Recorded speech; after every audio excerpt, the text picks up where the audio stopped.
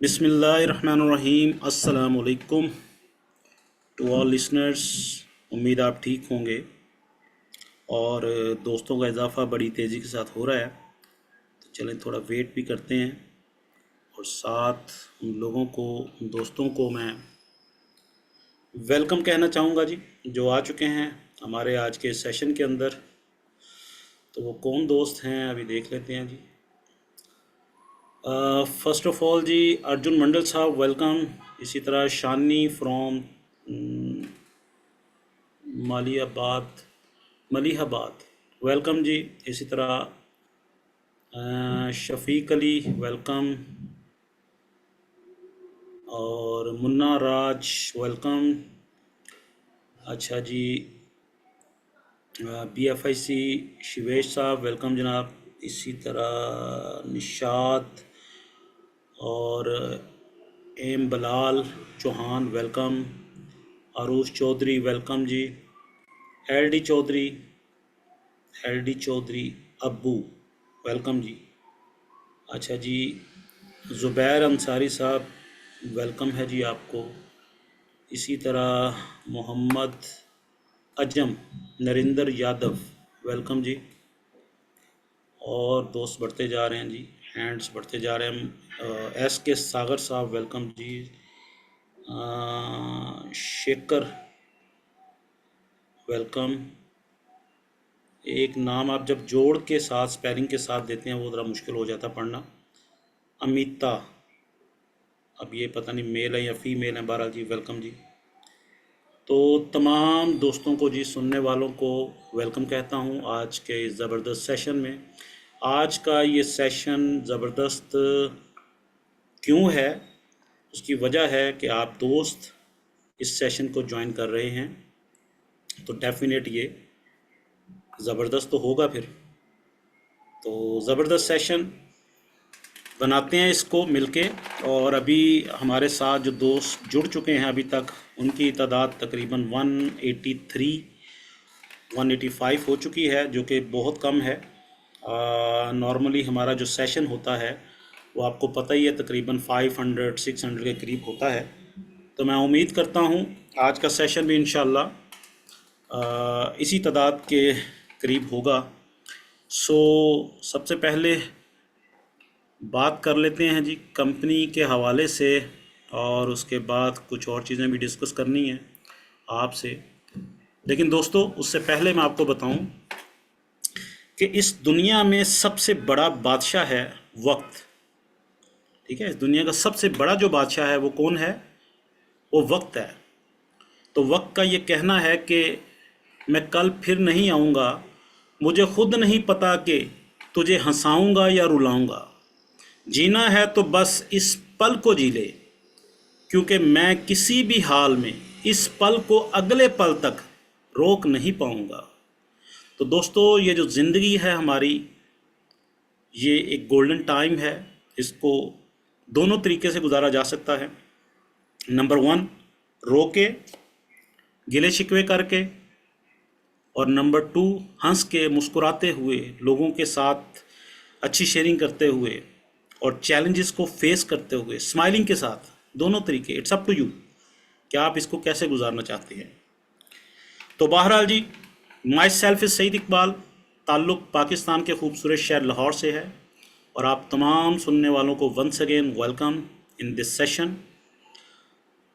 दोस्तों, कंपनी के हवाले से अभी लेटेस्ट जो इन्फॉर्मेशन है, यकीनन बहुत से लोगों को पता चल चुकी होगी, और बहुत से ऐसे दोस्त होते हैं जो जूम मीटिंग नहीं ले पाते। उनके लिए मैं दोबारा से रिपीट कर देता हूँ कि सबसे पहले गोट एआई के अंदर जितनी भी सप्लाई आई थी वो कंपनी ने बर्न कर दी है।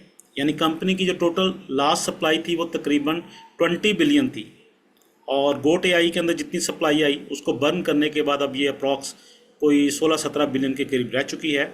और मज़ीद गोट एआई के अंदर जितनी भी अब सप्लाई आती जाएगी, ठीक है, तो वो वक्त के साथ साथ बर्न होती चली जाएगी। और आपको पता है कि इसमें 10,000 पार्टिसिपेंट्स जो हैं इनिशियल, उसके बाद आगे फिर फर्दर उसके साथ साथ आते जाएंगे। और मिनिमम इसकी जो रिक्वायरमेंट है वो 4 लाख BLV है। और आप देखें कि जैसे जैसे ये तेज़ी के साथ गोट एआई के अंदर लोग आते जाएंगे, गोट एआई एक बड़ा कामयाबी के साथ प्रोजेक्ट स्टार्ट हो चुका है और बहुत से स्क्रीनशॉट्स भी आना शुरू हो गए हैं, जिसमें लोगों ने अपनी अर्निंग शेयर की है। किसी का $600 बना है फ्यू आवर्स के अंदर, किसी का 300, किसी का 200, किसी का 100 के करीब।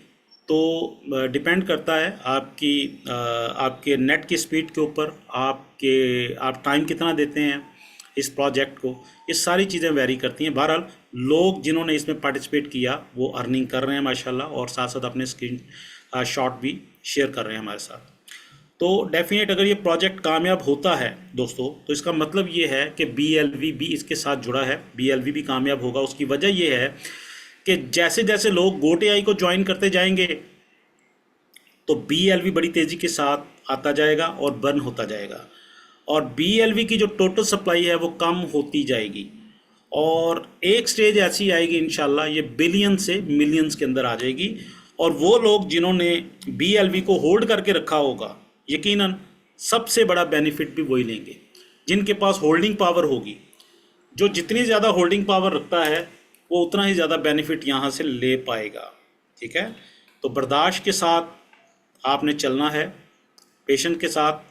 तो पेशेंस के साथ जब चलेंगे तो इंशाल्लाह कामयाबी ज़रूर आपके साथ होगी। इसके अलावा लास्ट मीटिंग के अंदर हमारे CEO साहब ने ये भी बताया कि इस टूर के ऊपर जब वो अमेरिका पहुंचे तो उससे पहले यूके के अंदर उनको बड़ा अच्छा रिस्पांस मिला कंपनी की तरफ से। जो कंपनी के साथ कम्युनिटी है यूके के अंदर, उनकी तरफ से। लिहाजा इस चीज़ को देखते हुए उन्होंने ये डिसाइड किया कि नेक्स्ट मंथ यूके के अंदर कंपनी एक बहुत बड़ा मेगा इवेंट करने जा रही है, जिसकी ऑफिशियल अनाउंसमेंट इंशाल्लाह वेरी सुन आपको मिल जाएगी। तो ये भी एक मैं समझता हूँ कि बहुत बड़ी हमारी अचीवमेंट है कि यूके के अंदर जब हमारी कंपनी का इवेंट होगा दोस्तों, तो जाहिर सी बात है वहाँ पे BLV की बात भी होगी, वहाँ पे BFIC की भी बात होगी, BFIC गोल्ड की भी बात होगी। तो अल्टीमेटली कामयाबी हमारी है, उन दोस्तों की है जो साथ खड़े हैं, जो साथ जुड़े हैं, जो मेहनत कर रहे हैं दिन रात इस गर्मी के अंदर। इस वक्त लाहौर के अंदर भी टेम्परेचर तकरीबन 43, 44, 45, 47 तक चला जाता है, लेकिन काम करने वाले इस टेम्परेचर के अंदर भी काम कर रहे हैं। इसी तरह इंडिया की अगर बात करें तो वहाँ पर भी तकरीबन आलमोस्ट सेम पोजीशन ही है गर्मी की। लेकिन ये गर्मी, ये सर्दी, ये नेटवर्कर्स के लिए कुछ नहीं होती। जिन्होंने काम करना होता है, अपने टारगेट को अचीव करना होता है, वो इन गर्मी सर्दियों से घबराते नहीं हैं। तो ये गर्मी सर्दी चलती रहेगी, हमने अपने टारगेट्स को अचीव करना है डेफिनेट। तो कंपनी के हवाले से जो इन्फॉर्मेशन मैंने आपको दी है, उम्मीद है अगर इसी तरह कंपनी के अंदर बेहतरी आती गई इंशाल्लाह, तो इसमें कोई शक नहीं है कि BLV भी इंशाल्लाह अच्छे रेट के ऊपर, अच्छी प्राइस के ऊपर लिस्ट होगा, और BFIC भी डेफिनेट ऊपर जाएगा। लेकिन BFI की जो इस वक्त सिचुएशन है दोस्तों, वो ज़रा ख़तरनाक है, क्योंकि आज कुछ देर पहले, तकरीबन कोई 2-3 घंटे पहले मैंने जब प्राइस देखी तो तकरीबन 4 पॉइंट समथिंग थी। तो इस पर भी बात कर लेते हैं, लेकिन उससे पहले आज का एक सवाल, जैसा कि मैं रूटीन में एक सवाल आपसे ज़रूर पूछता हूँ, और वो सवाल सिर्फ आपकी पल्स चेक करने के लिए होता है कि आप किस हद तक इस हमारे प्रोजेक्ट के साथ, इनोवेशन फैक्ट्री के साथ कनेक्टेड हैं। तो आज का सवाल दोस्तों सुन लें। आज का सवाल है कि BFIC को मज़ीद डाउन जाना चाहिए या यहाँ से अप जाना चाहिए। ठीक है, BFIC को मज़ीद डाउन जाना चाहिए, इसकी प्राइस को मज़ीद कम होना चाहिए, या इसकी प्राइस को बढ़ना चाहिए। पहले समझ लें इस सवाल के पीछे इसका मैकेनिज़्म क्या है। एक्चुअली जो मैं जानना चाह रहा हूँ वो ये है कि अगर प्राइस नीचे जाती है, अगर प्राइस इसकी नीचे जाती है, मज़ीद नीचे जाती है, तो हमारा पैकेज मैक्सिमम बड़ा लगेगा, हमें मैक्सिमम BFIC कलेक्ट करने में आसानी होगी, मैक्सिमम BFIC स्टेक करने में आसानी होगी। ठीक है, और जाहिर सी बात है जितना बड़ा पैकेज हम लगा पाएंगे उतनी ज़्यादा डायरेक्ट कमीशन और उसके साथ साथ हमें उसकी जो परसेंटेज आती है वो मिलेगी। ठीक है, बाइंडी मिलेगा। सेकंड, क्या यहाँ से प्राइस अप जाना चाहिए? अगर प्राइस अप जाती है तो जिनके पास BFIC पड़े हैं, ठीक है, उनको फ़ायदा होगा। उसका एक छोटा सा नुकसान ये ज़रूर हो सकता है कि पैकेज महंगा हो जाएगा। जिस तरह पहले था $12 पे, $10 पे था, तो 10 BFIC से भी अगर कोई मिनिमम स्टार्ट करता था तो उसको $100 चाहिए होते थे, और $100 का मतलब है तकरीबन सीधा सीधा 27-28 हज़ार, 30 हज़ार रुपये। तो इस वक्त जो पोजीशन है, 4-4.5 डॉलर के हिसाब से तकरीबन 12-14 हज़ार पे बन रहे हैं, ठीक है।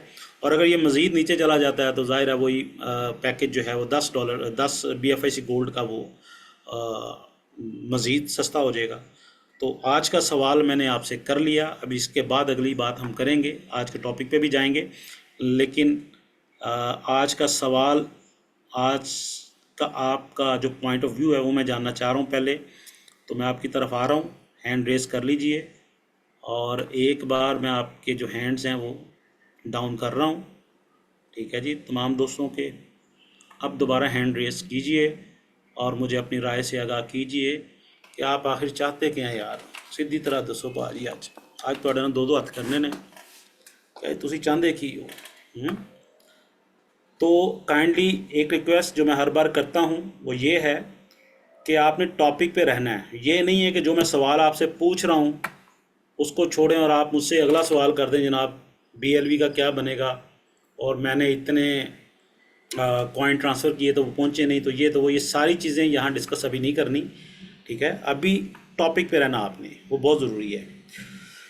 तो सबसे पहले जनाब सोनू राज साहब, आपको मैं अनम्यूट दे रहा हूँ, आप अपना पॉइंट ऑफ व्यू दें। नमस्कार सर। जी वेलकम।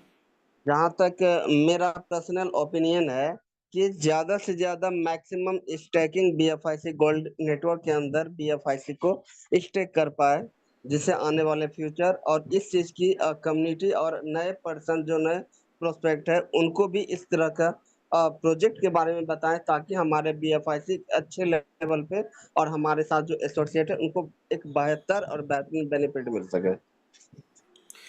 जी सोनू साहब, आपका ये कहना है कि मज़ीद ये नीचे आए, इसका रेट मज़ीद नीचे आए, आसानी हो बाई करने के लिए, ये कहना चाह रहे हैं आप? हाँ सर, अगर देखा जाए तो ये गोल्डन अपॉर्चुनिटी है, क्योंकि बीएफआईसी का रेट जो इनिशियल प्राइस था उनसे $1 $1.5 ज्यादा है, और परफेक्ट अभी बाइंग का एकदम बेहतरीन है कि मैक्सिमम कलेक्ट करके स्टेकिंग बढ़ाया जाए और इनका जी, बेनिफिट फ्यूचर में बेहतर मिलने ओके वाला है। ओके जी, ठीक हो गया, आपका पॉइंट आ गया सर, बहुत शुक्रिया। नेक्स्ट जनाब सफदर साहब हैं हमारे साथ, इनको मैं अनम्यूट दे रहा हूँ। सफदर साहब, क्या कहना चाहेंगे? मज़ीद डाउन होना चाहिए BFIC प्राइस या अप जानी चाहिए? सर मेरे ख्याल के मुताबिक ये है कि प्राइस को अप जाना चाहिए, क्योंकि ये मोरल जो होता है ना सर, जैसे ही मार्केट डंप होती है ना सर, तो मोरल जो है ना वो बहुत ज्यादा डेप्रिशिएट हो जाता है, और डेप्रिसिएशन हमेशा जो है ना वो लॉस क्रिएट करती है, ना कि प्रॉफिट क्रिएट करती है। लिहाजा जो कहते हैं ना कि हमेशा एग्जाम्पल सेट की जाती है, एग्जाम्पल सेट इसी तरीके से होती है कि जो पहले इन्वेस्टर जिन्होंने इन्वेस्ट किया हुआ है वो अगर खुशहाल होंगे तो फिर उनको देख के जो है ना दूसरी बंदे भी आएंगे, और अगर वही बदहाल होंगे तो उनको देख के कौन आएगा। मिसाल के तौर पे अगर एक बंदा जो है ना किसी के पास गाड़ी के ऊपर जाएगा तो उसकी बात गौर से सुनी जाएगी, ना कि अगर वो पैदल जाए या साइकिल पे जाए और वो उसकी बात गौर से सुनी जाएगी। इसलिए मैं ये कहता हूँ कि बीएफआईसी का रेट भी और हर चीज का रेट जो है ना बढ़ना चाहिए, क्योंकि बढ़ती हुई चीज हमेशा जो है ना दूसरों को अट्रैक्ट करती है। जी सफदर साहब, आपका पॉइंट आ गया, आपने बिल्कुल सही बात की है। और अभी बहरहाल हम अपनी गुफ्तगू को जारी रखते हैं, मज़ीद दोस्तों की राय लेते हैं। आपका पॉइंट आ गया सर, बहुत शुक्रिया आपका, थैंक यू। अच्छा जी, नेक्स्ट हमारे साथ हैं जनाब रमेश सिप्पी। सिप्पी मैं अपनी तरफ से लगा रहा हूँ, बारह रमेश साहब माजरत, आपको अनम्यूट दिया, बोलें क्या कहना चाहेंगे आप? प्राइस मज़ीद डाउन जानी चाहिए या अप जानी चाहिए यहाँ से? रमेश साहब माइक को ज़रा टच करें, मैंने अनम्यूट दिया आपको, और अगर आप कहीं दाएं बाएं हैं तो मैं टाइम नहीं ज़ाया करूँगा। नेक्स्ट चलते हैं, हमारे अगले जो दोस्त हैं जनाब साबिर ख़ान साहब, कोई हैं जी? साबिर ख़ान साहब, साबिर ख़ान साहब अनम्यूट दिया है जनाब आपको।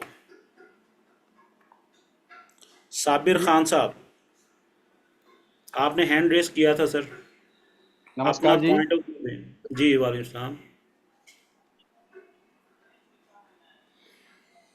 जी जी बोलें, आपकी आवाज़ आ रही है बॉस, आपकी आवाज़ आ रही है साबिर साहब। सर प्राइस अब जानी चाहिए सर। प्राइस अप जानी चाहिए, इसकी कोई हाँ जी लॉजिक भी सर। तो बताएं ना, कोई थोड़ा सा डिटेल भी बताएं क्यों जानी चाहिए। सर जब भी कोई फायदा रहेगा सर। ऊंची बोलें जरा, आपकी आवाज़ इस वक्त 3-4 मुल्कों में सुनी जा रही है, आवाज़ पहुंच नहीं रही है आपकी। साबिर साहब लगता है जनाब कहीं बिजी हैं, चलें मैं इनको दोबारा से म्यूट कर देता हूँ। यार हैंड रेस करते हैं तो काइंडली ज़रा करेज के साथ बोला करें। अमित रस्तोगी, जी अमित रस्तोगी साहब, अनम्यूट दिया सर आपको।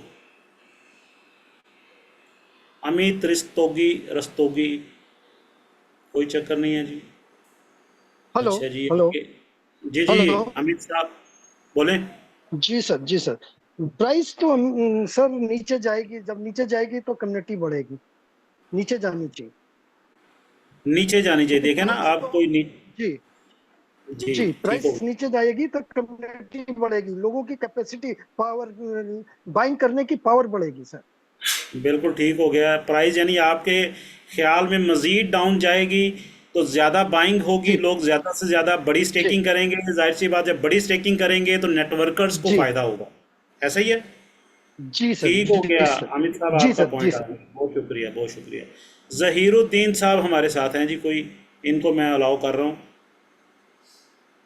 ज़हीरुद्दीन साहब आपको अनम्यूट दिया सर। हेलो। ज़हीरु जी जी हाँ आवाज़ आ जी, रही है सर। अस्सलाम वालेकुम। वालेकुम सलाम। जी जही जी साहब क्या हमारे कहते हैं, बीएफआईसी की जो प्राइस है इस वक्त, वो जिस स्टेज जी पे आगे खड़ी हुई है, यहाँ से मजीद डाउन जाना चाहिए या अप जाना चाहिए इसको। ये अभी तो मेरे हिसाब से डाउन ही जानी चाहिए, माशाल्लाह। ताकि हम भी और हमारे जो हमें हम लाना चाह रहे हैं जिन लोगों को वो भी खरीद सके, तो सही हमारी बात है। कम्युनिटी बढ़ेगी। सही कह रहे हैं। तो वो यानी जिन जिन लोगों को आप लाना चाह रहे हैं हम्म, तो प्राइस को नीचे लेके जाना है। यहाँ पे मुझे एक छोटा सा जोक याद आ गया, बहरहाल फिर मैं इसके बाद कंटिन्यू करता हूँ। कि वो एक पठान साहब थे, खान साहब थे, तो वो कभी कुर्बानी की ईद गुजरी है तो गाय को, जो कि अच्छी खासी एक बड़ी गाय थी, बड़ी हैवी गाय थी, उसको पकड़ के सीढ़ियों से घसीट रहे हैं ऊपर ले जाने के लिए। तो किसी ने पूछा यार कि इसको ज़िबा करना तो यहीं कर लो। तो उसने कहा खोचा छुरी जो है ऊपर पड़ा हुआ है, समझ रहे हैं बात को। तो जी आपका कहने का मतलब है कि हम मैक्सिमम लोगों को ला सकें, इसलिए प्राइस को नीचे लाना चाहिए। चलें आपका पॉइंट आ गया, बहुत शुक्रिया। नेक्स्ट जनाब हमारे पास हैं, लास्ट मैं बस लूँगा जी एक दो लोग बस, टाइम चूँकि शॉर्ट होता है। आशीष कुमार साहब, आपको अनम्यूट दिया जी, आशीष कुमार साहब। सर नमस्ते। जी जी वेलकम। जी सर देखिए कैसा है कि प्राइस का ऊपर जाना या नीचे जाना ये डिपेंड करता है कम्युनिटी पर। ठीक है। और हम जिस तरीके से कॉइन को देखे हैं, बाई हम लोगों ने $29 पे भी बाय किया है BFIC कॉइन। ठीक है। अच्छा। तो हम लोगों के प्रोजेक्ट जिस तरीके से रन करते हैं या डिमांड हम लोगों के, जैसे हम लोगों के पास अभी गोट AI जो प्रोजेक्ट आ रहा है, और जी ये प्रोजेक्ट अगर हम लोगों का सक्सेसफुली अगर रन होता है तो डेफिनेटली इसका प्राइस हम लोगों को वापस अपने उस सर्टन रेट पे दिखेगा जहां पे हम लोगों ने उसको देखा था इसके पहले। नीचे जाने का तो सवाल आता नहीं सर, क्योंकि कंपनी का ऑब्वियसली इसके तरफ ध्यान है। जी और जी कंपनी जिस तरीके से देख रही है, और अगर नीचे जाना होता तो ये $4 का से कब का नीचे चले जाता। बट यहाँ से मुझे नहीं लगता कि नीचे जाएगा। कंपनी का ध्यान इसके तरफ है और हम लोग डेफिनेटली इसको वापस अपने उस सर्टन रेट पे फिर एक बार देखेंगे सर। ठीक हो गया सर, ठीक हो गया। अच्छा जी हमारे साथ हैं जी रफ़ीकुज़्ज़मान साहब, इनको मैं अनम्यूट दे रहा हूँ जी। अस्सलाम रफ़ीकुज़्ज़मान वालेकुम साहब। सैयद भाई। जी अस्सलाम वालेकुम। वालेकुम सैयद भाई। जी जी सैयद भाई, वालेकुम। दो तीन चीजें मैं कहूंगा इसकी प्राइस को लेके ना, जी जिसकी जी वजह से पहली बात तो सबको पता है कि साउथ एशिया के अंदर जितने भी कंट्रीज आते हैं, स्पेशली पाकिस्तान, इंडिया, यहाँ पर हमारी नेचुरली जो कैफियत होती है ना, हम जब कोई चीज हाई रेट पे होती है ना, ज्यादा प्राइस पे होती है जब बाय करते हैं, और कॉन्फिडेंस लेवल भी हमारा उसी पे ज्यादा ठहरता है आके, और लो प्राइस पे हम उसको सेल आउट करते हैं। ये हमारी नेचुरली कैफियत है एशिया के अंदर, इंडिया पाकिस्तान के अंदर। तो मैं जी नहीं जी चाहता कि इसका उसका प्राइस नीचे आए। इसका प्राइस डेफिनेटली कुछ हमारी तरफ से भी, कंपनी की तरफ से ऐसी एफर्ट्स होनी चाहिए, रहनी चाहिए, जिसकी वजह से इसका प्राइस ऊपर जाना चाहिए, और डेफिनेटली जाना भी चाहिए। लेकिन कुछ मार्केट में चीजें ऐसी होती हैं कि हम उनको देख रहे होते हैं, क्योंकि मैं कम्युनिटी के बिहाफ पे कुछ बात करता हूँ, तो उसमें यह है कि जैसे अभी बीएफआईसी की थर्ड इंस्टॉलमेंट रिलीज होनी थी, तो ये जी कॉन्फिडेंस लेवल होते हैं जिसकी वजह से शेक होती है हमारी कम्युनिटी ना, तो वो नहीं हुआ। वो होना चाहिए, क्योंकि एज पर कमिटमेंट, यही बात उमर भाई भी बार बार कहते हैं, जिसकी वजह से उमर भाई के ऊपर भी थोड़ी सी लोग उंगली उठाते हैं, जो कि हालांकि कमिटमेंट टेक्निकली चीजों से और टेक्नोलॉजी की बेस पे आगे पीछे होती रहती है, उमर भाई भी जिक्र करते हैं। लेकिन मैं क्या समझता हूँ, प्राइस ऊपर जाए या नीचे जाए, जो कमिटमेंट है ना वो सही रहना चाहिए। इससे भी एक कॉन्फिडेंस लेवल हमारा शेक नहीं होता, और बल्कि बिल्डअप मजबूत होता है, कि उससे हम ये कहते हैं कि यार नीचे आ रहा है, नहीं नहीं हमें स्टेक लगाना है, हर सूरत लगाना है, अगर ऊपर जा रहा है तब भी लगाना है, क्योंकि कंपनी की कमिटमेंट पे लेवल और ट्रस्ट जो है ना वो बहुत मजबूत हो जाता है हमारा। तो कुछ चीजें सही ऐसी हैं, जैसे मेरे हिसाब से अब जैसे गोट एआई है, बहुत अच्छा आया, उसकी टेस्टिंग ऑलमोस्ट मेरे हिसाब से तकरीबन बहुत ही ज्यादा 200-300% सक्सेसफुल हो चुकी है। तो मैं नहीं समझता कि उसको मजीद डिले किया जाए, उसको ओवरऑल जितने भी 10,000 या 11,000 हो गए हैं, 9,000 8,000, उसके ऊपर अब उसको रन कर देना चाहिए, चाहे वो फुली 100% ऑटो पे जाता है या मैनुअली 50-50, तो उसको भी कर देना चाहिए, ताकि ये चीजें जो होती है ना सर, इससे एक तो ये होता है कि डेली बेसिस पे जो अर्निंग होती है, क्योंकि ज्यादातर लोगों का रुझान है, मैं तो खैर इस चीज पे बिलीव नहीं करता, वो सूद वाले निजाम पे वो कहते हैं कि बस कुछ करूं ना, मैं कोई मेहनत नहीं करूं, बस मुझे पैसे आते रहें। कुछ लोगों की थिंकिंग या थॉट ऐसा होता है कि वो सिस्टम को इस लेवल से, इस नजरिए से देखते हैं। तो मैं उन लोगों को भी ये चीज कन्वेंस करने की पूरी कोशिश करता हूँ अपने लेवल से, कि यार देखो ये चीज नहीं होनी चाहिए, और यहाँ जो हमारी इनोवेशन है वो टेक्नोलॉजी बेस्ड चीज है, और देर सवेर तो हो रही है उसमें। लेकिन मैं भी ये चाहता हूँ, या मेरी कम्युनिटी भी ये चाहती है, कि अब जो चीजें है ना एक तो कंटिन्यूटी चलनी चाहिए, और जब चल जाए तो रुके नहीं, उसमें कोई हर्डल या ब्रेक नहीं आना चाहिए। अब जैसे थर्ड इंस्टॉलमेंट थी वो फौरन रिलीज हो जाए, उससे कॉन्फिडेंस बढ़ेगा, तो उससे जो नए बाहर लोग है ना, स्टेकिंग, जो बीएफआईसी गोल्ड में भी स्टेकिंग का रुझान थोड़ा कम हुआ, इसकी एक वजह डेफिनेटली कहीं ना कहीं एक ये भी है चीजें। तो मैं समझता हूँ कि इन चीजों को थोड़ा सा देखा जाए, वो बेशक कुछ चीजें टेक्निकल टीम के आपके फायर करने की वजह से मुश्किलात आ रही हैं, टाइम पे नहीं हो पा रही, तो ये दिक्कत भी इंशाल्लाह आने वाले अपकमिंग 2-3 डेज के अंदर ये कंपनी इसके ऊपर काबू पा लेगी, और इंशाल्लाह ताला ये भी बेहतर हो जाएगी। तो मैं नहीं समझता कि बीएफआईसी का रेट नीचे आना चाहिए, क्योंकि मैंने नेचुरली बता दिया इंडिया पाकिस्तान के लोगों की थॉट का, कि वो जब प्राइस ऊपर होता है उनका कॉन्फिडेंस लेवल भी बढ़ता है, और वो बाई और स्टेक के रुझान की तरफ ज्यादा जाते हैं, और कॉन्फिडेंस लेवल बढ़ता है। तो ये चीज मेरा ख्याल हम सबको समझनी चाहिए, कि प्राइस ऊपर जाना चाहिए, इसके लिए हम मेहनत भी करें, लादी बात है, और कंपनी एंड से भी ये कमिटमेंट वक्त पर हो, जिससे ये सिस्टम चलता रहे बगैर किसी हर्डल्स ब्रेक के। तो सही सब आपको मैं शुक्रिया अदा करना चाहूंगा, आपने मुझे मौका दिया। बहुत शुक्रिया रफ़ीकुज़्ज़मान साहब, आपका पॉइंट आ गया सर, और ठीक हो गया जी। ये एक्चुअली जो आपकी पल्स रीडिंग थी ये मैं चेक करना चाह रहा था, और आलमोस्ट तकरीबन 50% का ये कहना है कि प्राइस जो है वो डाउन जानी चाहिए, और तकरीबन 50% का ही कहना है कि प्राइस अप जानी चाहिए। तो आप इसको अब आप खुद अंदाज़ा लगा लें कि इसका मतलब क्या है। तो बहरहाल अंदाज़ा हो गया मुझे, क्योंकि मैं ये समझ रहा था कि सारे दोस्त यही चाह रहे हैं कि प्राइस ऊपर जाए, लेकिन जो इस वक्त सिचुएशन नज़र आ रही है वो बड़ी ख़तरनाक है। तो बहरहाल दोस्तों, मोटिवेशन के बग़ैर दुनिया का कोई भी काम, ख़ास कर जिसके अंदर कामयाबी छुपी है, वो पॉसिबल नहीं है। और मोटिवेशन जो है वो सबसे बेस्ट मोटिवेशन कहाँ से मिलती है आपको? सबसे बेस्ट मोटिवेशन दोस्तों आपको मिलती है अपने आप से, अपनी गुजरी हुई लाइफ की गलतियों से। अपने घर के हालात से, और अगर मैं सबसे बढ़ के कहूँ तो अपने माँ बाप से। ज़रा सोचिए कि आपके माँ बाप, अल्लाह ताला उनकी ज़िंदगी करे, जिनके हैं और जिनके चले गए हैं, उनके लिए हम दुआई कर सकते हैं। आज से 10 से 15 साल के बाद दोस्तों उन्होंने बूढ़े हो जाना है, उनके कंधे झुक जाएंगे, उनको उस वक़्त अच्छी खुराक की ज़रूरत होगी, मेडिसिन की ज़रूरत पड़ेगी। इन चीज़ों के लिए पैसा कहाँ से आएगा? इस वक़्त आप यंग हैं, आप कुछ कर सकते हैं, but after 15 years, maximum 20 years, शायद आप इस तरह की स्ट्रगल भी ना कर पाएँ। उस वक़्त आपके ये जो बच्चे आज छोटे हैं, ये भी बड़े हो रहे होंगे, इनकी शादियां भी करनी हैं, बड़ा घर भी लेना होगा। तो ये सारी चीज़ें दोस्तों, अगर मोटिवेशन लेनी है तो इनसे लिया करें, इससे बड़ी मोटिवेशन नहीं है। यकीन करें, हम क्या करते हैं, हम मोटिवेशन के लिए वीडियो देख रहे होते हैं कि यार कहाँ से कोई यार ट्रेनिंग ले रहे होते हैं, हमको मिल जाए। भाई अपने घर के हालात, इससे बड़ी क्या मोटिवेशन आपके लिए? अगर हम सीखना चाहें दोस्तों तो एक चूंटी जो है, चूंटी, उससे भी बहुत बड़ा लेसन ले सकते हैं।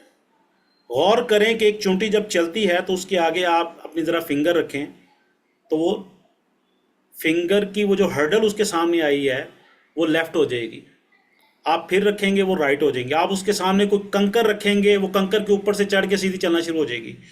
आप उसके आगे हर्डल्स रखते जाएं, वो या उसके ऊपर चढ़ के क्रॉस कर जाएगी, या लेफ़्ट से क्रॉस कर जाएगी, या राइट से क्रॉस कर जाएगी, लेकिन अपनी कंसिस्टेंसी नहीं छोड़ेगी, मुसलसल अपने टारगेट की तरफ रवां दवां रहेगी। तो अगर देखा जाए तो हम इस एग्जाम्पल से भी सीख सकते हैं।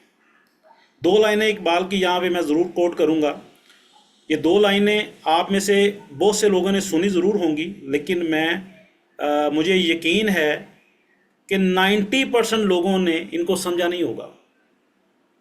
और बड़ी सिंपल सी लाइनें हैं। खुदा तुझे किसी तूफ़ान से आशना कर दे कि तेरे बहर की मौजों में इज़्तिराब नहीं है। अब जब इकबाल ने ये लाइनें लिखी दोस्तों, ये नज़म लिखी, तो लोगों ने समझा पता नहीं इकबाल ने इंसानों को कोई बद्दुआ दी है कि तूफ़ान से आशना कर दे, यानी कोई बद्दुआ दी है। लेकिन जो अहले इल्म थे, जब उन्होंने दूसरी लाइन को पढ़ा तो उनको अंदाज़ा हो गया कि इकबाल क्या कहना चाह रहे हैं। तो चलें मैं आपके सामने थोड़ी सी इसकी तशरीह कर देता हूँ, और अगर आप इसको समझ गए तो मैं समझता हूँ कि इसके बाद आपको डिमोटिवेट होने की ज़रूरत होनी तो नहीं चाहिए। खुदा तुझे किसी तूफ़ान से आशना कर दे। आशना का मतलब होता है वाकिफ़कार, दोस्त से भी बढ़ के दोस्तों। तकरीबन 500+ लोग इसमें हैं, मुझे नहीं पता कितनी फ़ीमेल्स हैं कितने मेल्स हैं, बट इस लफ्ज़ को मैं ज़्यादा तफसील से नहीं बताऊंगा। लेकिन आप कह लें कि जो 2 प्यार करने वाले होते हैं, आशिक मशूक कह लें, कि वहाँ पे ये लफ्ज़ ज़्यादा यूज़ होता है, उसकी गहराई में अगर जाएं। और बल्कि अखबारात के अंदर भी आपने पढ़ा होगा कि किसी ने आशना के साथ मिलकर ये कर दिया वो कर दिया। तो मेरा ख्याल अब आपको इस लफ्ज़ की समझ आ चुकी होगी कि आशना का लफ्ज़, इसका मतलब क्या है, और इकबाल ने आशना का लफ्ज़ यहाँ यूज़ क्यों किया। एक्चुअली यहाँ पे लफ्ज़ रफ़ीक भी तो हो सकता था, खुदा तुझे रफ़ीक तूफ़ान कर दे, ये भी तो हो सकता है, बट आशना का लफ्ज़ क्यों यूज़ किया आपको समझ आ जाएगी आगे। कि तेरे बहर की मौजों में इज़्तिराब नहीं है। बहर कहते हैं समंदर को, और मौजें तो आप समझती हैं, वो वाली मौजें नहीं जो आप कर चुके हैं, ये मौजें वो वाली हैं, दरिया और समंदर वाली, ठीक है। इज़्तिराब का मतलब होता है दोस्तों बेकरारी, बेताबी, हलचल भी इसको कहते हैं। तो खुदा तुझे किसी तूफ़ान से आशना कर दे कि तेरे बहर की मौजों में इज़्तिराब नहीं है। तो कैसा समंदर है, अब इसकी जो समझ लें कि इसका खुलासा बयान करने लगा हूँ। इकबाल कह रहे हैं किसको, आपको, हमें कह रहे हैं, इंसान को कह रहे हैं कि गर्चे तू एक समंदर है, लेकिन तू कैसा समंदर है कि तू रुका हुआ है। और जब पानी रुक जाता है दोस्तों, तो फिर क्या होता है कि उससे बदबू आना शुरू हो जाती है। और समंदर से आपको क्यों तशबीह दी है, उसकी वजह समझें।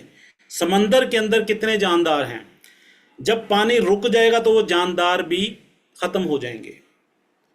तो कैसा समंदर है कि तेरे अंदर कोई लहर ही नहीं उठ रही, कोई हलचल ही नहीं है, कोई बेकरारी नहीं है, कोई बेताबी नहीं है। लहर जो है, जो असल वो करंट है। अगर वो लहर नहीं उठेगी तो वो समंदर नहीं है, वो बदबूदार पानी है फिर। तो यहां पे इकबाल ने कहा कि खुदा तुझे किसी तूफान से आशना कर दे। अब आशना का मतलब समझें कि तेरी उससे ऐसी यारी हो जाए, ऐसा ताल्लुक बन जाए कि तू उसके बगैर तुझे मज़ा ही ना आए लाइफ का। यानी कि समंदर के अंदर जब तूफान आता है दोस्तों, तो आप अजल से देख लें, जब से दुनिया वजूद में आई, कायनात वजूद में आई, समंदर में सबसे ज़्यादा तूफान आते हैं, ठीक है। बट कभी ऐसा हुआ नहीं है कि किसी तूफान ने समंदर को उठा के बाहर पटक दिया हो, कभी नहीं ऐसा हुआ। बड़े से बड़ा तूफान भी आया है तो समंदर ने उसको हरा दिया है, गिरा दिया है, ख़त्म कर दिया है, फिनिश कर दिया है और पुरसुकून हो गया। उसके बाद समंदर जीता है हमेशा, तूफान नहीं जीता। बात अंडरस्टैंड कर रहे हैं? तो तूफान जब आता है तो समंदर में हलचल होती है। एक्चुअली हलचल आपके अंदर, वो जो इज़्तिराब है, वो जो बेकरारी है, वो चाह रहे हैं कि वो पैदा करें। जब वो पैदा करेंगे तो आपको चैलेंजेस के साथ लड़ने का मज़ा आएगा, फन आएगा और आशना हो जाएगा आपके साथ। आप चैलेंजेस जो हैं उसके बगैर फिर आपको मज़ा नहीं आएगा लाइफ का। और यकीन कीजिए कि जब आपको चैलेंजेस के साथ, जिस दिन मज़ा आना शुरू हो गया ना, इन परेशानियों, टेंशनों के साथ, चैलेंजेस के साथ, हर्डल्स के साथ जब आपको लड़ना आ गया ना दोस्तों, तो फिर समझ लीजिए कि कोई दुनिया की कोई ताकत आपको नाकाम नहीं कर सकती। एक्चुअली इस शेर के अंदर ये वो कहना चाह रहे हैं कि तेरे अंदर जो पावर है, जो स्किल है, जो अल्लाह ने तुझे जो टैलेंट दिया है, उसको यूज कर, जो कि हम करते नहीं हैं। उसका मेरा ख्याल है कि 1% भी यूज नहीं करते। और यही वजह है कि इंसान बहुत पीछे है। खुदा तुझे किसी तूफान से आशना कर दे कि तेरी उसे पक्की यारी लग जाए। ये नहीं है कि एक चैलेंज तूने निपटाया, एक चैलेंज से तू निकला, उसके बाद वाह बस ठीक हो गया जी, रिलैक्स हो गए, बस अब कुछ नहीं होगा। ना ना ना ना ना, ये चैलेंजेस तो दोस्तों आपके पैदा होने से लेकर मरते दम तक, गोर तक, यानी कब्र तक आपका पीछा नहीं छोड़ेंगे। तो फिर इनसे बचना क्यों, इनसे डरना क्यों, घबराना क्यों? फिर इनका मुकाबला होना चाहिए, लड़ना चाहिए फिर इनके साथ। जब आप लड़ते रहेंगे तो यूज्ड टू हो जाएंगे। तो जब यूज्ड टू हो जाएंगे तो फिर आप ये नहीं कहेंगे यार ये BFIC का रेट इतना कम क्यों हो गया, यार ये BLV जो है ये इसका रेट यहाँ पे क्यों आ गया, ये तो 15 रुपये पे था, 21 रुपये पे था, तो ये कहाँ पे आ गई यार, ये कब लिस्टिंग होगी इसकी यार, हैं? फिर ये आप बातें नहीं करेंगे, क्योंकि आप पता है यार कंपनी प्लेटफॉर्म इतना बड़ा है, कंपनी शानदार है, पिछली कमिटमेंट्स पूरी कर चुकी है। और यहाँ पे चलते चलते रफ़ीकुज़्ज़मान साहब ने बात की कमिटमेंट्स के हवाले से, तो वो भी मैं थोड़ा सा इस पे बात कर लूँ कि कमिटमेंट्स देखें हम करते हैं सिचुएशन के हिसाब से। दोस्तों मैं इसकी एक छोटी सी मिसाल देता हूँ कि अगर आपको आपका नेबर ये कहे कि आज से 3 दिन के बाद मूसलाधार बारिश होगी, आप उसकी बात पे कितना यकीन करेंगे? कि जा आपका आधा मोहल्ला कहे कि 3 दिन के बाद बारिश होगी, आप उस पे कितना यकीन करेंगे? या आपको महकमा मौसमियात कहे कि भाई आज से 3 दिन के बाद बारिश होगी, मुझे बताइए सबसे ज़्यादा यकीन आप किस पे करेंगे? तो आपका आंसर होगा सर महकमा मौसमियात की बात पे यकीन करेंगे। क्यों? उसकी वजह यह है कि आपके नेबर के पास वो टूल्स नहीं हैं जिससे वो अंदाज़ा लगा सके, या आपके पूरे मोहल्ले के जो सीनियर तरीन लोग हैं उनके पास तकरीबन पिछले 20, 25, 30 साल का एक्सपीरियंस होगा कि इन दिनों में बारिश होती है, जुलाई की फलान डेट्स में बारिश होती है, बट टूल्स नहीं है उनके पास, कंफर्म नहीं है। बट सबसे ज़्यादा एक्यूरेसी कह लें, 100% तो खैर नहीं उनके पास भी होती, लेकिन उनके पास टूल्स होते हैं जिनकी बेस पे वो कहते हैं ठीक है कि यार 3 दिन के बाद बारिश होगी। अब दोस्तों अक्सर आपने देखा होगा कि महकमा मौसमियात भी जो पेशन गोई करता है वो भी 100% नहीं होती, बाज़ औक़ात तो उसके बरक्स हो जाती है। 3 दिन की जगह 15-15 दिन नहीं होती, एक महीना नहीं होती। तो इसका मतलब क्या है कि हम क्या कहें कि महकमा मौसमियात जो है इसको ख़त्म कर दिया जाए? महकमा मौसमियात जो है ये इदारा ठीक नहीं है, झूठ बोलता है? नहीं, वो जो पेशन गोई करता है दोस्तों, वो अपने टूल्स की बेस पे, अपने नॉलेज की बेस पे, फोरकास्ट सारी जो करता है उसकी बेस पे वो पेशन गोई करता है, और मैक्सिमम उसकी पेशन गोइयाँ सही भी होती हैं। जैसे जैसे वो अपने आप को अपग्रेड करता चला जाता है। पहले आप हिस्ट्री देखें तो महकमा मौसमियात की बातें हम यकीन ही नहीं करते थे, और अब जो इस वक्त जो प्रिडिक्शन वो करते हैं वो तकरीबन अप्रॉक्सीमेटली को 90% 95% उनकी ठीक होती है। ये एग्जाम्पल देने का मकसद ये है दोस्तों कि जो कमिटमेंट कंपनी करती है आपके साथ, वो खुद से नहीं करती, वो भी उस वक्त अपने जो सिचुएशन है, जो पूरे नेट की हायरार्की है, जो कम्युनिटी की वर्किंग है, ये सारी चीज़ों को मद्देनज़र रखते हुए की जाती है आपके साथ। और वो कभी कभी आगे पीछे हो सकती है, बट ऐसा नहीं है कि वो टोटली उससे जो है ना वो इनकार हो जाए। आई होप कि आपको मेरी बात समझ आ चुकी होगी। तो इसलिए परेशान ना हो, इंशाल्लाह थर्ड जो आपको इंस्टॉलमेंट आनी है वो भी आ जाएगी, तो थोड़ा हौसला रखें। लीडर हैं आप माशाल्लाह, आप काफ़ी अरसे से काम कर रहे हैं, तो उम्मीद है इंशाल्लाह आप बर्दाश्त का मुजाहरा करेंगे। तो दोस्तों नेटवर्क मार्केटिंग जो है, इसके साथ साथ एक और चीज़ मैं करता चला जाऊं, वो यहाँ पे जो इस वक्त हमारे BFIC की प्राइस को लेके जो इस वक्त सिचुएशन चल रही है, एक कबीले के अंदर एक मोअज़्ज़ज़ शख्स की बकरी चोरी हो जाती है, सॉरी मुर्गा चोरी हो जाता है। तो वो कहता है यार कि मुर्गा चोरी हो गया। वो कबीले के लोगों को बुलाता है, उनकी दावत करता है और अपना एक ऊँट ज़िबा करके उनको खिला देता है। और जब वो खाना शाना खा लेते हैं तो उनसे कहता है कि यार देखो, खाना तो आपने खा लिया है, लेकिन आपसे मेरी एक रिक्वेस्ट है कि मेरा मुर्गा चोरी हो गया है, तो काइंडली आपने मुर्गा भी ढूंढना है। तो लोग बड़े हैरान होते हैं। खैर बाहर निकल जाते हैं, एक दूसरे का मुंह देखते हैं, स्माइल देते हैं कि यार ये कैसा शख्स है कि इसने मुर्गा तलाश करने के लिए ऊँट ज़िबा कर दिया। खैर बात आई गई हो जाती है। कुछ दिनों के बाद दोस्तों उसी कबीले के अंदर एक बकरी चोरी हो जाती है।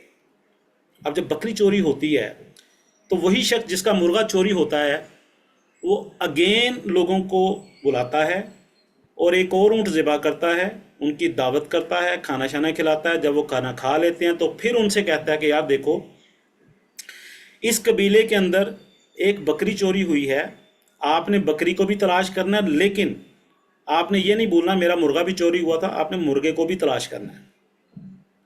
लोग बाहर निकलते हैं, बातें करते हैं, यार कैसा शख्स है कि इसने अपने मुर्गे के लिए 2 ऊँट ज़िबा कर दिए और फिर मुर्गे की बात कर रहा है। उसके बेटे भी उसको कहते हैं कि अब्बा जान, आप मुर्गे के लिए आपने हमारे 2 कीमती ऊँट अपने ज़िबा कर दिए हैं। तो वो कहता है कि यार आप मेरे काम में दखल अंदाजी ना करो बेटा, ठीक है, मैंने एक लाइफ गुजारी है, आपको पता चल जाएगा कि इसके पीछे साइंस क्या है, इसके पीछे लॉजिक क्या है, हकीकत क्या है, वजह क्या है।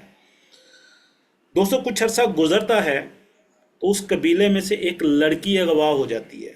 जब लड़की अगवा होती है ना तो उस पूरे कबीले के अंदर हलचल मच जाती है कि यार ये क्या हो गया। तो वहाँ के जितने भी बहुत दाना लोग होते हैं, अक्लमंद लोग होते हैं, सीनियर लोग होते हैं, वो पूरी इन्वेस्टिगेशन करते हैं और बिल आखिर वो उस जगह तक पहुँच जाते हैं जहाँ पे लड़की को अगवा करके रखा होता है। वो एक गारनुमा जगह होती है जहाँ पे वो पहुँचते हैं। लड़की को रस्सियों से बांधा होता है, खैर उसको छुड़ाते हैं और वहीं पे उस मुर्गे की और उस बकरी की बाकियात भी पड़ी होती हैं, यानी उसकी हड्डियाँ और खाल वगैरह वहाँ पे पड़ी होती हैं। अब जब वो लड़की को ले आते हैं दोस्तों, तो वही शख्स जिसका मुर्गा चोरी होता है दोबारा से कबीले के लोगों को इकट्ठा करता है और वो बड़ी एक ज़बरदस्त बात करता है। वो कहता है कि देखो, जब मेरा मुर्गा चोरी हुआ था तो मैंने आपको कहा था कि मुर्गे को तलाश करो। अगर आपने मुर्गा ढूंढ लिया होता तो ना बकरी चोरी होती, ना ये लड़की अगवा होती और ना ही हमारी इज्जत का जनाजा निकलता। तो दोस्तों इस स्टोरी का, इस कहानी का जो हासिल है वो क्या है, जिस वक्त BFIC गोल्ड नेटवर्क की स्टार्ट हुआ था, उस वक्त जिन लीडर्स ने इस प्रोजेक्ट को स्टार्ट किया था, मुझसे बड़े बड़े लीडर्स हैं, मैं नाम नहीं लूँगा, माशाल्लाह बड़ी बड़ी टीमें हैं उनकी। अगर उस वक्त हम सब एक यूनिट बन के इस प्रोजेक्ट को फोकस करके काम करते दोस्तों, तो मैं यकीन के साथ कह सकता हूं कि इस वक्त जो BFIC की प्राइस है ये ना होती, ये कम से कम इससे डबल ट्रिपल होती। वजह क्या है कि जब हम छोटी सी चीज के ऊपर फोकस नहीं करते, उसका सद्देबाब नहीं करते, तो फिर दोस्तों जब वो बढ़ जाती है तो फिर हमें कवर करने के लिए बहुत मुश्किलात होती हैं। तो मेरी बात आपको समझ आई होगी, मैं उम्मीद करता हूं कि हम एक यूनिट बन के इंशाल्लाह इस सिस्टम में काम करेंगे। और एक बात मैं आपको बता दूं, BFIC की प्राइस इससे भी नीचे चली जाए, लेकिन ये बात 100% तय है कि वो वक्त दूर नहीं जब इंशाल्लाह BFIC गोल्ड एक बहुत बड़ी प्राइस के ऊपर होगा। ठीक है, $500 भी हो सकती है, $200 भी हो सकती है, $50-100 तो मामूली सी बात है, ये तो तय है बात। ठीक है, तो हमने करना क्या है कि हम जितना भी हो सकता है, this is the golden time, इससे फायदा उठाएं, मैक्सिमम लोगों को साइन अप करें, और जब मैक्सिमम लोग टीम का हिस्सा बनेंगे तो इसमें कोई शक नहीं है बाइंग पावर बढ़ेगी, प्राइस ऊपर चली जाएगी, और फिर ये इंशाल्लाह अप से अप ही जानी है। ठीक है, और ये सिर्फ कंपनी के ऊपर डिपेंड नहीं करता, ये हमारी भी जिम्मेदारी है कि हम मिल के काम करें और फोकस करके काम करें। नेटवर्कर दोस्तों, दुनिया का नेटवर्कर के बारे में मैं आपको बताऊं, अगर आप नेटवर्किंग की पावर को समझें, यकीन करें, खासकर मैं उन लोगों को मैसेज देना चाहूँगा जो जॉब कर रहे हैं या कोई बिजनेस कर रहे हैं या ये जॉब या बिजनेस छोड़ के नेटवर्किंग की तरफ आ रहे हैं, उनको मैं ये ज़रूर कहूँगा कि अगर नेटवर्क मार्केटिंग की तरफ आप आ रहे हैं तो इस फील्ड को आपने हल्का नहीं लेना। अगर आपने अगले 5 साल इस इंडस्ट्री को दे दिए तो ये बात लिख लें, आप दुनिया के अंदर ट्रेडिशनल मार्केटिंग के अंदर आप नेटवर्किंग में कुछ कर पाएं या ना कर पाएं, कामयाब हों या ना हों, लेकिन ये बात तय है कि आप ट्रेडिशनल मार्केटिंग के अंदर तहलका मचा देंगे। लेकिन एक बात ज़हन में रखें कि इस इंडस्ट्री के अंदर आपको ना सिर्फ प्रॉस्पेक्ट्स का क्रिटिसिज्म बर्दाश्त करना होगा, ना सिर्फ अपने फ्रेंड्स का क्रिटिसिज्म बर्दाश्त करना होगा, उनकी बातें सुननी होंगी। इससे भी अजियतनाक बात जो है वो ये कि आपको अपनी फैमिली की तरफ से भी बातें सुनना होंगी, उनका क्रिटिसिज्म भी बर्दाश्त करना होगा। ये 3 तकलीफें अगर आप बर्दाश्त कर सकते हैं तो इस इंडस्ट्री में आए, और अगर ये बर्दाश्त कर गए तो यकीन कीजिए फिर आपके लिए इस दुनिया के अंदर मार्केटिंग करना किसी भी प्रोडक्ट की और इस फील्ड में कामयाब होना मसला ही कोई नहीं है। प्रॉब्लम ये है कि जब हम इस इंडस्ट्री को ज्वाइन करते हैं तो हम छोटी छोटी सी बातों पे डिमोटिवेट होकर बैठ जाते हैं। लेकिन अगर आपने 5 साल इस इंडस्ट्री को दे दिए, लेकिन शर्त यह है कि जिस तरह सिस्टम कह रहा है, सिस्टम की रिक्वायरमेंट के मुताबिक, ऐसा नहीं कि सिर्फ ज्वाइन किया है और उसके बाद ठीक है यार ज्वाइन कर लिया, टाइम गुजर रहा है, ऐसे नहीं। सिस्टम की रिक्वायरमेंट के मुताबिक जिस भी कंपनी को ज्वाइन किया है, खासकर अगर इनोवेशन फैक्ट्री में आए हैं तो इसके रूल्स एंड रेगुलेशन, जो प्रोजेक्ट है उस प्रोजेक्ट की रिक्वायरमेंट के अकॉर्डिंग अगर आप मेहनत करते हैं, काम करते हैं, बेशक आप टॉप अचीवर नहीं भी बन पाते तो आप ये समझ लें कि आप एक कामयाब बिजनेसमैन बन जाएंगे, एक कामयाब मार्केटर बन जाएंगे दोस्तों।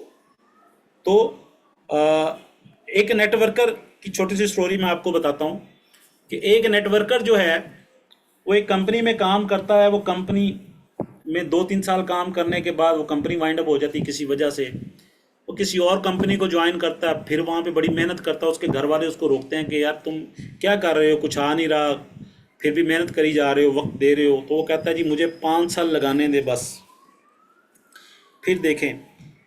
खैर अगली कंपनी में 2-2.5 साल लगाता है, वो भी वाइंड अप हो जाती है।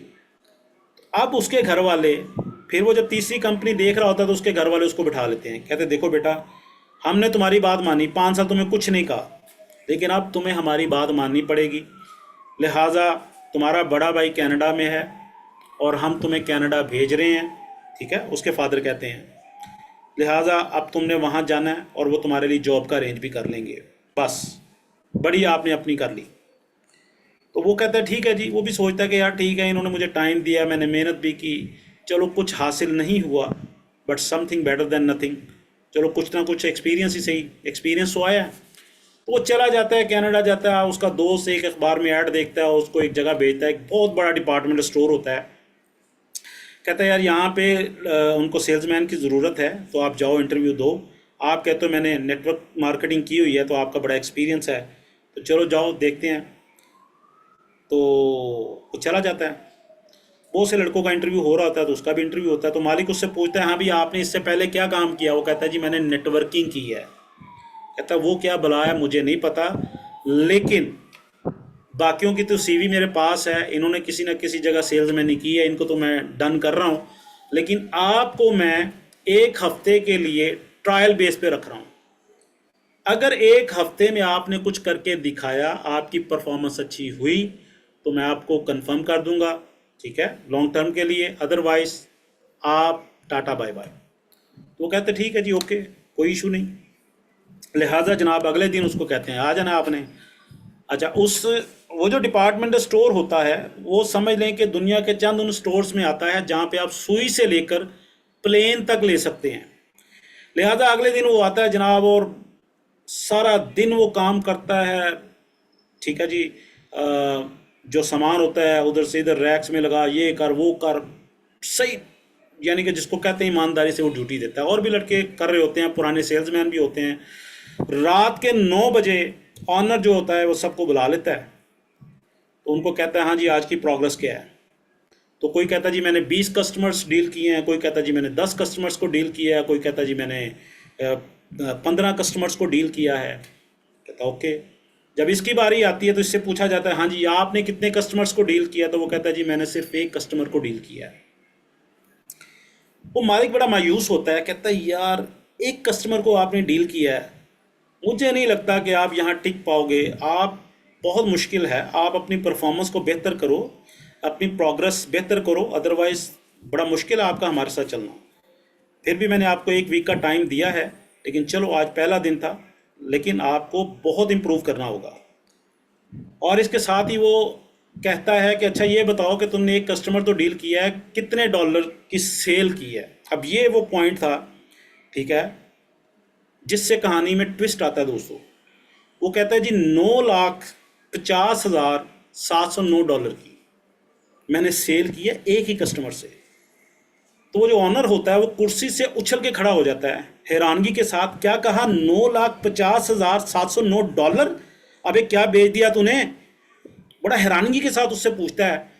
तो वो कहता है सर कि एक शख्स आया था, उसने मुझसे पूछा फ़िशिंग का सामान लेने के लिए, तो मैंने उसको पूछा कि आपने जो फ़िशिंग करनी है, जो मछली पकड़नी है, वो गहरे पानी में पकड़नी है या किनारे पे साहिल पे? उसने कहा जी मैंने गहरे पानी में मछली पकड़नी है। तो मैंने उसको सबसे बड़ी जो रस्सी है वो बेची। कहता ठीक है। उसके बाद मैंने उससे सवाल किया कि ये जो फ़िशिंग आपने करनी है, ये आप इसके लिए तो आपको ज़ाहिर है गहरे पानी में जब आपने मछली पकड़नी है तो उसके लिए तो आपको एक बोट भी चाहिए। उसने कहा जी बिल्कुल बोट चाहिए। तो मैंने उसको एक बड़ी बोट भी सेल कर दी। उसने कहा वेरी गुड। उसके बाद मैंने उससे कहा कि यार आप मुझे ये बताइए कि ये जो बोट साहिल तक आप कैसे लेके जाएंगे? आप जिस गाड़ी पे हैं इस पर तो बोट जा ही नहीं सकती। तो मैं उसको ऑटोमोबाइल वाले पोर्शन में ले गया और वहाँ जाके उसको मैंने 4x फील का एक डाला भी बेच दिया जिसके ऊपर वो बोट लेके जा सके। जब उसने वो भी बाय कर लिया तो मैंने उससे अगला सवाल किया कि आप साहिल पे कैंप लगा के स्टे रात गुजारोगे या वहाँ किसी होटल में स्टे करोगे? तो उसने मुझसे कहा आपका क्या मशवरा है? तो मैंने उसको कहा भी आप, मेरा तो मशवरा यही है कि साहिल पे कैंपिंग करो, ठीक है, खैमा लगा के, रात को ठंडी हवा चले, आपका दिमाग खुले, आप रिलैक्स फील करो। तो उसने कहा ठीक है। तो उसके लिए उसको मैंने खैमा भी सेल कर दिया, साथ 2 कार्टन भी सेल कर दिए। ज़ाहिर है उसने जब रात गुजारने हैं तो उसको खाने पीने का सामान भी चाहिए, तो उसके साथ मैंने कुछ ग्रॉसरी आइटम्स भी उसको सेल कर दी। तो इन सारी चीज़ों का जो बिल था वो $9,50,709 बना। तो मालिक ने कहा कि यार वो तुमसे एक मछली पकड़ने की स्टिक बाय करने के लिए आया और तुमने उसको सारी चीज़ें बेच दी। तो उसने आगे से जवाब दिया कि सर कौन स्टिक बाय करने आया था? वो तो सर दर्द की 2 गोलियां लेने आया था। तो मैंने उसको कहा कि यार तुम सर दर्द की $1 की 2 गोलियां ले रहे हो, भाई तुम फिशिंग एक्टिविटी करो जिससे तुम रिलैक्स रहोगे। तो मालिक सर पकड़ के बैठ गया कि यार तुम हो कौन और कहां से आए हो भाई, कौन सी मार्केटिंग करते हो। तो उसने कहा सर मैंने आपको कल इंटरव्यू में कहा तो था कि मैं एक नेटवर्कर हूँ, नेटवर्किंग की है मैंने। तो दोस्तों बात ये है कि नेटवर्किंग जो है ये अगर आपने 5 साल कर ली तो दुनिया के अंदर आपके लिए किसी भी फील्ड के अंदर मार्केटिंग करना कोई बहुत बड़ी बात नहीं है, मामूली सी बात है। बट 90% लोग बदकिस्मती के साथ नेटवर्क मार्केटिंग की पावर को समझते ही नहीं है। मैं एक मिसाल देता हूं, अगर इनसे कहा जाए, ठीक है, अब किसी भी नए बंदे को जो नेटवर्क मार्केटिंग कर रहा है या जिसको नहीं पता, उसको अगर आप कहें ना कि अगर आपको 5 करोड़ पे दिए जाएं यकमुश्त, ये लेना पसंद करोगे या आपको 1 रुपया डेली मिले अगले 30 दिन तक? तो आप मेरी बात से एग्री करेंगे, 99.9% लोग क्या कहेंगे, क्या जवाब होगा? 5 करोड़ दे दें जी। हालांकि अगर आप कैलकुलेट करें और 1 रुपया अगर डेली उसको दिया जाए और अगले 30 दिन मुसलसल दिया जाए तो आप कैलकुलेट कर लें 50 करोड़ से भी ज्यादा अमाउंट बनती है दोस्तों। ये है नेटवर्क मार्केटिंग की पावर। लेकिन अनफॉर्चुनेटली लोगों को वैल्यू का ही नहीं पता। लोग आते हैं, लोग समझते हैं शायद यहाँ बंदे फंसाने हैं, बंदे लाने हैं, 2 बंदे लाने हैं, बस कहानी ख़त्म, उसके बाद मैं आराम से टांग रख के जो अर्निंग करूँगा। नहीं दोस्तों, ऐसा नहीं है। अगर आप यहाँ पे आते हैं, काम करते हैं और सिस्टमेटिकली मेहनत करते हैं तो यकीन करें कि पैसे के पीछे आप नहीं होंगे, पैसा आपके पीछे होगा। तो इसी के साथ आज के सेशन को मैं क्लोज करूँगा। जाते जाते बड़ी ज़बरदस्त लाइनें हैं आपके लिए कि मुश्किलों से भाग जाना आसान होता है, मुश्किलों से भाग जाना आसान होता है, हर पहलू जिंदगी का इम्तिहान होता है। डरने वालों को कुछ मिलता नहीं जिंदगी में और लड़ने वालों के कदमों में जहान होता है। Good bye.